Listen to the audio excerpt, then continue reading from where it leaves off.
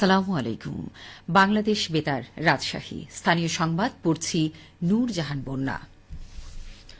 রাজশাহীতে অংশীজনদের সাথে মত বিনিময় করেছেন বাংলাদেশ বেতারের মহাপরিচালক ASM জাহিদ। আজ বাংলাদেশ বেতার রাজশাহী কেন্দ্রের অডিটোরিয়ামে এই মতবিনিময় সভা অনুষ্ঠিত হয়। এ সময় তিনি বলেন, বেতার একসময় ছিল গণমানুষের কণ্ঠস্বর, কিন্তু বিগত 16 বছরে আওয়ামী লীগ সরকারের আমলে বেতারের কোনো উন্নয়ন হয়নি, কেবল সরকারের প্রচার মাধ্যম হিসেবে ব্যবহার করা হয়েছে। রাজশাহী বেতার ভবন 60 থেকে 65 বছরের পুরনো, জরাজীর্ণ অবস্থায় এর কার্যক্রম চলছে। আওয়ামী লীগ সরকারের আমলে বগুড়াতে বাতিল হওয়া বেতার কেন্দ্র স্থাপন প্রকল্পটি বাস্তবায়নে উদ্যোগ নেওয়া হয়েছে জানিয়ে তিনি বলেন, স্থানীয় জনগণের দাবির প্রেক্ষিতে সেখানে বেতারের কেন্দ্র প্রতিষ্ঠা করা হবে, যাতে সেখানকার জনগণ তাদের সমস্যা ও সম্ভাবনার কথা বলতে পারে।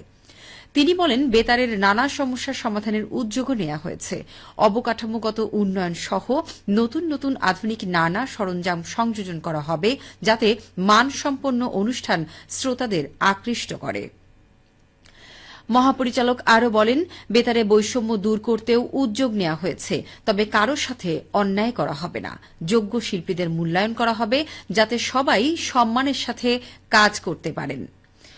অনুষ্ঠানে আরও উপস্থিত ছিলেন বাংলাদেশ বেতারের প্রধান প্রকৌশলী মুনির আহমদ, অতিরিক্ত পরিচালক প্রশাসন ও অর্থ সৈয়দ জাহিদুল ইসলাম, রাজশাহী বেতারের আঞ্চলিক পরিচালক কিশোর রঞ্জন মল্লিক, আঞ্চলিক বার্তা নিয়ন্ত্রক সুলতানা পারভিন ও আঞ্চলিক প্রকৌশলী গোলাম মুক্তাদির।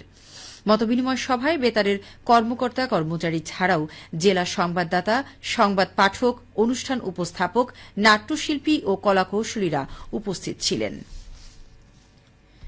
সিরাজগঞ্জের তারাশে ক্ষুদ্র নৃগোষ্ঠীর অসচ্ছল পরিবারের 90 জনের মাঝে বাড়ন্ত ষাঁড় গরু ও বকনা বাছুর বিতরণ করা হয়েছে। আজ উপজেলা প্রাণিসম্পদ কার্যালয়ে গরু বিতরণের আয়োজন করে উপজেলা প্রাণিসম্পদ দপ্তর ও ভেটেরিনারি হাসপাতাল। সমতল ভূমিতে বসবাসরত অনগ্রসর ক্ষুদ্র নৃগোষ্ঠীর আর্থ, সামাজিক ও জীবনমান উন্নয়নের লক্ষ্যে সমন্বিত প্রাণিসম্পদ উন্নয়ন প্রকল্পের আওতায় সুবিধাভোগীদের মাঝে ষাঁড় ও বকনা গরুগুলো বিতরণ করা হয়। বিতরণ কার্যক্রমের উদ্বোধন করেন তারাস উপজেলা নির্বাহী অফিসার মোহাম্মদ নুরুল ইসলাম।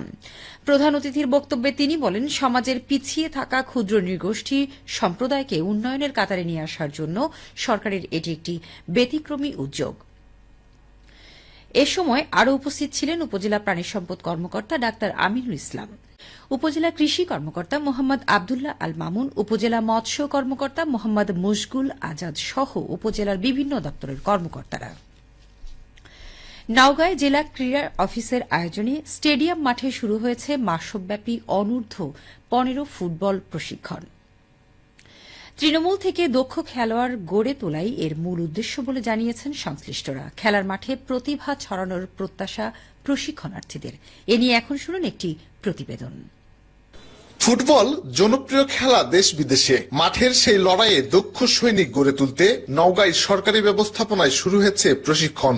এতে অংশ নিয়ে তরুণ খেলোয়াড়রা বলছিলেন, বলের উপর control, push pass, position game, dribbling, skill এগুলা শিখাচ্ছে স্যার। আমি খেলি মিডফিল্ডার এবং মিডফিল্ডার কেমন কি খেলতে হবে, কেমন কি কৌশল কি আছে সব কিছু শিখাবেন। ফুটবল আমি ভালোবাসি। আমার বাবা মার স্বপ্ন ফুটবল নিয়ে। এই স্বপ্ন পূরণের জন্য আমরা এখানে প্রশিক্ষণ নিচ্ছি। আমার পরিবার আমাকে সাপোর্ট দেয় অনেক, যাতে বড় ফুটবলার হতে পারি। সবাই দোয়া করবেন। ক্যাম্পেইনের কোচ জাতীয় ফুটবল দলের সাবেক খেলোয়াড় এনামুল হক বলেন, নওগাঁ জেলা ক্রীড়া অফিস থেকে তাদেরকে থাকা, খাওয়া এবং তাদের যে প্র্যাকটিসের যে সুযোগ সুবিধা যেটা যা কিছু লাগে সবকিছু দিচ্ছে। সেশনে আমাদের সকালে বিকালে প্র্যাকটিস থাকবে। গ্রাস লেভেলে যেসব ডেভেলপ এগুলো ধারণা দেওয়া, এগুলো আমরা অবশ্যই চেষ্টা করব। আমাদের এখানে মিনিমাম 5 থেকে 7 জন প্লেয়ার আছে। তারা যদি কন্টিনিউ প্র্যাকটিসের ভিতরে থাকে, আমি মনে করি তারা একটা ভালো জায়গায় যাবে। বুধবার সকালে এই আয়োজনের উদ্বোধন করেন নওগাঁর জেলা প্রশাসক মোহাম্মদ আব্দুল আওয়াল। এ সময় তিনি বলেন, বিশেষ করে নওগাঁতে এটা একটা বিশাল সম্ভাবনা আছে। নওগাঁতে যেহেতু প্রচুর প্রাক্তন খেলোয়াড় রয়েছে, যারা দেশে বিদেশে প্রচুর সুনাম কুড়িয়েছিল, তারা এখন নিজেরাও উদ্যোগ নিয়ে এইসব বাচ্চাদেরকে প্রশিক্ষণের জন্য উৎসাহী করছে।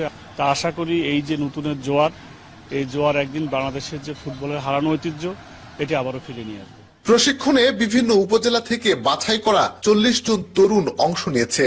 শফিক ছোটন, নওগাঁ জেলা সংবাদদাতা, বাংলাদেশ বেতার, রাজশাহী।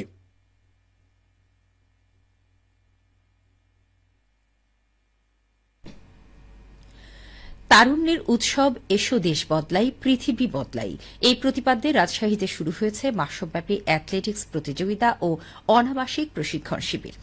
গতকাল মুক্তিযুদ্ধ স্মৃতি স্টেডিয়ামে প্রতিযোগিতা ও প্রশিক্ষণ শিবিরের উদ্বোধন করেন অতিরিক্ত জেলা প্রশাসক সার্বিক মির্জা ইমাম উদ্দিন।